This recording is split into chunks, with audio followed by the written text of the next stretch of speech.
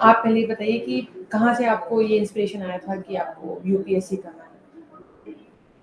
अ, देखिए कॉलेज के समय में जैसे हम लोग काफ़ी लोग थे, एनआईटी रायपुर से मैंने ग्रेजुएशन किया है, सिविल इंजीनियरिंग में। तो मेरे सर्कल के लोग थे, उनके बीच से ही मुझे ऐसा लगा कि यूपीएससी की प्रिपरेशन करनी चाहिए। मैं जिस क्षेत्र से वैसे आता हूँ छत्तीसगढ़ में, ये काफ़ी ग्रामीण क्षेत्र है। यहाँ पर तो मैंने कभी सोचा ही नहीं था कि मैं यूपीएससी की प्रिपरेशन करूँगा ही। लेकिन जैसे थोड़ा एक्सपोज़र मिला और लोगों से बातचीत हुई, तो वहाँ ऐसा लगा कि करनी चाहिए और फिर क्योंकि इस एग्ज़ाम का जो चार्म है वो बहुत ज़्यादा है, तो शुरुआत तो वैसे ही हुई थी। फिर उसके बाद चीज़ों को समझते गए, आगे बढ़ते गए और फिर उसका लाभ यही रहा कि अपने आप में, अपने व्यक्तित्व में जो परिवर्तन आया, उसने ये मतलब और भी चीज़ों को एक्सेसिबल बना दिया और उसी से फिर आगे बढ़ कर के अब ये रिज़ल्ट भी लग गया है। जी। ओके, आप अपने फैमिली बैकग्राउंड के बारे में कुछ कुछ बताइए प्लीज़ अगर कंफर्टेबल हो कि आपकी फैमिली में कभी कोई सिविल सर्विस में रहा या नहीं?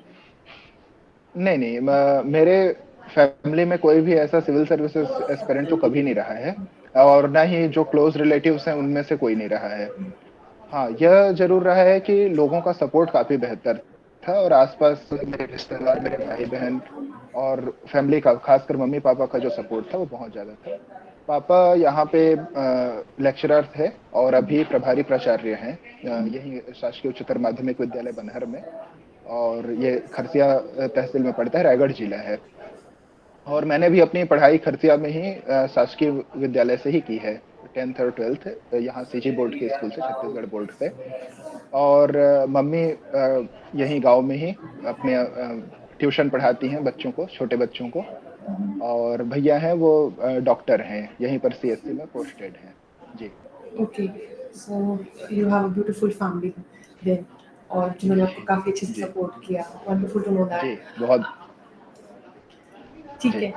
अच्छा मयंक आपका जो आपने तैयारी शुरू की थी वो कहाँ से स्टार्ट किया था? मतलब when did you plan graduation के टाइम पे ही आप बता रहे हैं कि शायद आपने प्लान किया था या उससे पहले कभी सोचा था? जी। और मतलब फर्स्ट व्हेन यू प्लान तो वो कौन-सा टाइम था और किस तरह से आपने प्लान किया? मतलब तैयारी स्टार्ट की थी? जी, मैं एनआईटी रायपुर 2016 बैच से था। तो एक दिमाग में मेरे पहली बार यूपीएससी के लिए विचार जो आया था, वो लगभग 2015 के आसपास आया था। लेकिन उस समय मैंने प्रिपरेशन स्टार्ट नहीं की थी। वो केवल एक विचार के तौर पे था। 2016 में मैंने कंप्लीटली डिसाइड किया कि मुझे प्रिपरेशन के लिए फुल फ्लेज्ड जाना है, इसलिए मैंने कंप्लीटली अपना जो ये था प्लेसमेंट था उसको सरेंडर कर दिया। तो मैं किसी भी कंपनी में उस समय प्लेसमेंट के लिए मैंने अप्लाई नहीं किया था। क्योंकि मेरी मान्यता थी कि क्योंकि मुझे अगर सिविल सर्विसेज के लिए जाना है, तो क्योंकि लगातार हम देख रहे हैं कि बेरोज़गारी की स्थिति काफ़ी ज़्यादा बनी हुई है और ऐसे कई स्टूडेंट थे जिनको बहुत ज़्यादा प्लेसमेंट की ज़रूरत थी। तो प्लेसमेंट लेकर के छोड़ना मेरे लिए मुझे अच्छा नहीं लगा। तो मैंने कंप्लीटली मेरा एकेडमिक बैकग्राउंड बहुत अच्छा था सिविल इंजीनियरिंग में।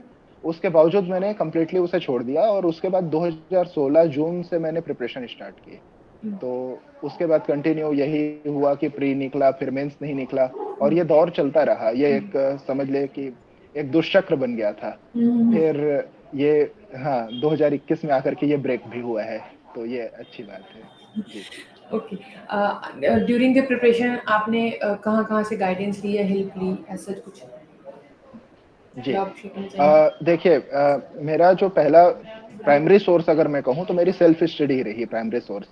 इसके अलावा 1-2 कोचिंगों से मैंने हेल्प ली, खासकर इंटरव्यू के दौर में मुझे काफ़ी अलग-अलग कोचिंगों से मदद लेनी पड़ी।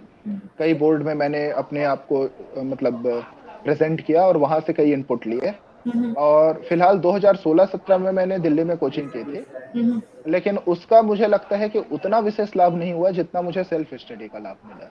जी। ओके, आपने कोचिंग ली थी उनसे बहुत ज़्यादा आप कह रहे हैं कि आपको बेनिफिट नहीं हुआ था।